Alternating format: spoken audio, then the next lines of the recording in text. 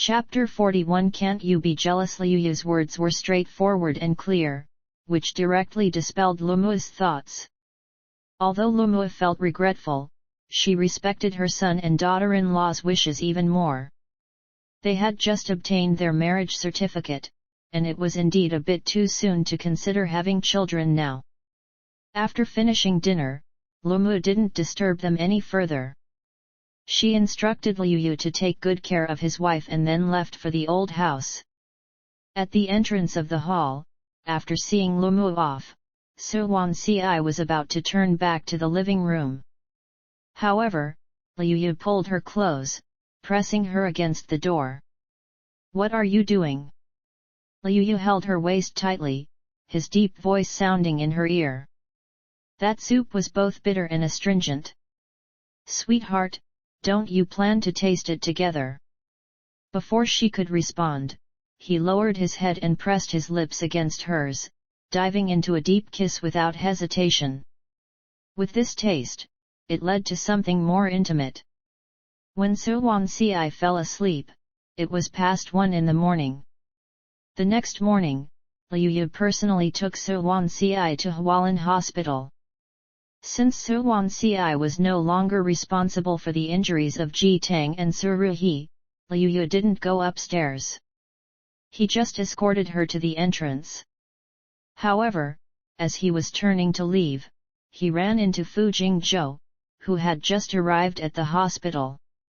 Watching Wan Ci's figure disappear around the corner of the stairs, Fu Jingzhou's eyes gradually turned cold. "Luyu, you have countless beautiful women at your disposal, and there are countless women in Xiangcheng who admire you. Why do you have to chase after a woman who doesn't love you every day?" "What do you mean by that, Mr. Fu?" Fu Jingzhou made it clear, "Luyu should understand the history between me and Wan Ci. She will never love you. What's the use of keeping a heartless woman around? Why not divorce her, Luyu, and bring everything back on track?" "Back on track?" Luyu sneered. He took a couple of steps forward until there was only a meter between him and Fu Jingzhou. With keys in hand and a faint, almost elusive smile at the corner of his lips, he said, "Mr. Fu, you might not know, but I am shallow. I'm after her as a person.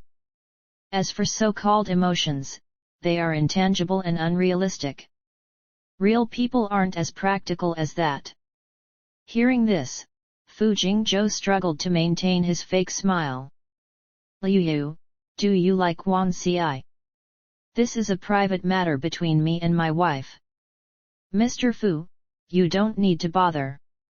With those words said, as they passed by each other, Luyu stopped for a moment, as if casually reminding. "By the way, Mr. Fu, I need to remind you. Wan Ci is Mrs. Luyu. She's the mistress of the entire Lu family. Starting from the day we got our marriage certificate 2 weeks ago, she's no longer your canary. I hope Mr. Fu will act appropriately." After speaking, Luyu got into his car, pressed the accelerator, and drove away. In the evening, just like a few days before, Luyu came to pick up Wan Ci after work. As soon as Wan Ci opened the car door, she caught a faint scent of women's perfume inside. With a subtle movement of a woman's fingertips, she then sat in the passenger seat and fastened her seatbelt. On the windshield, a lipstick lay casually. Wan Ci glanced at it expressionlessly and then looked away as if she hadn't seen the lipstick or smelled the perfume in the car at all. She remained utterly indifferent, showing no change in her expression. Although Luyu was driving, he had been paying close attention to her reactions. Seeing that she remained as calm and nonchalant as always, his fingers on the steering wheel tightened silently, and the veins on the back of his hand slowly bulged. Looking at the bustling traffic on the road ahead, Luyu's mind unexpectedly recalled a scene from a few months ago in a parking lot he had seen overseas. In the dim light, a charming young woman stepped out of a car, holding a lipstick in her hand, questioning a tall man. "Fu Jingzhou, whose is this? Who did you let sit in your passenger seat? The dim lighting at the time couldn't hide the bright jealousy on the young girl's face. Fu Jingzhou held her in his arms, gently consoling her with tender eyes. Although the girl was angry, after not seeing him for a long time, she wasn't willing to truly ignore him. Like a kitten with its fur standing on end, she frowned and declared her dominance in a cold voice. Brother Jingzhou can't get too close to those flirty girls. I'll be back in the country in 5 months. In my heart, there's only Brother Jingzhou. Brother Jingzhou, you can't have anyone else in your heart either. Although the girl's words might sound domineering and unreasonable, the fear and jealousy in her voice were unmistakable.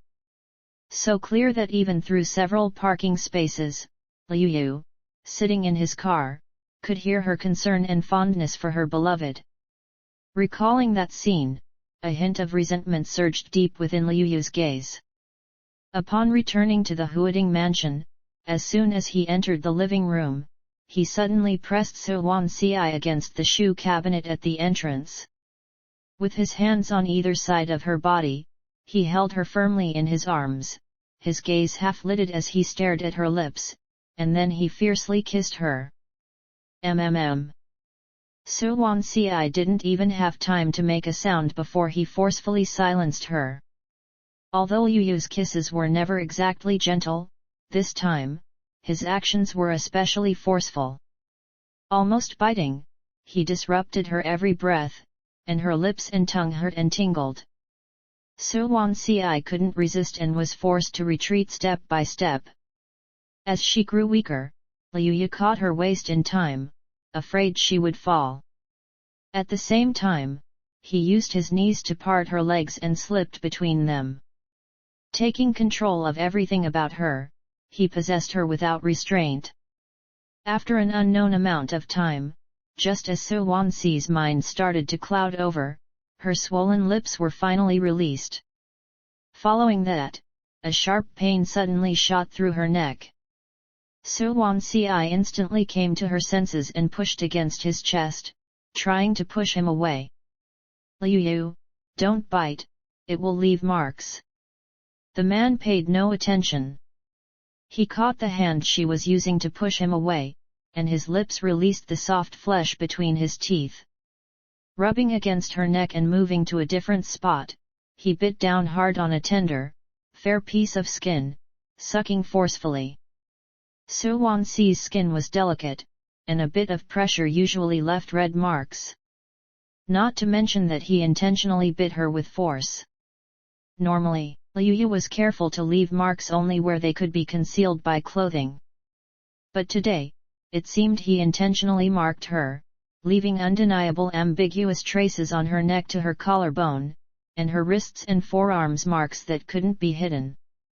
From the hall to the sofa, and then to the bedroom on the second floor, Wan Ci felt that these 4 or 5 hours were particularly long today. Past midnight, with Wan Ci's drowsy form beneath him, the resentment in his brows had faded, and his fingers wiped away the light sweat on her forehead. His thin lips lightly pecked her swollen ones, his hoarse voice carrying a hint of subtle helplessness and sigh, as if he were gently complaining to her, as if discussing trivial matters. "Darling, didn't you see the lipstick in the car?" Wan Ci managed to raise her eyelids slightly, her voice slightly hoarse. "I saw it." "Can't you be a little jealous?" he asked.